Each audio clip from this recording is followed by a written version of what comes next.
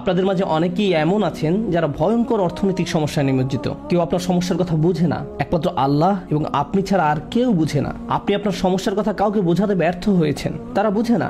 একমাত্র আল্লাহ ছাড়া আর কেউ জানে না আপনি কি মুসিবতে জীবন অতিবাহিত করছেন। আমাদের সকলেরই কোনো না কোনো সমস্যা রয়েছে।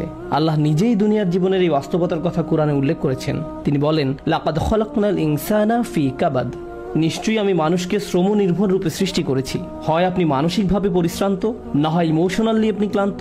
অতিরিক্ত কাজের চাপে আপনি পরিশ্রান্ত, শারীরিকভাবে আপনি ক্লান্ত, স্বাস্থ্যগত দিক দিয়ে আপনি পরিশ্রান্ত, বয়সের ভারে আপনি ক্লান্ত।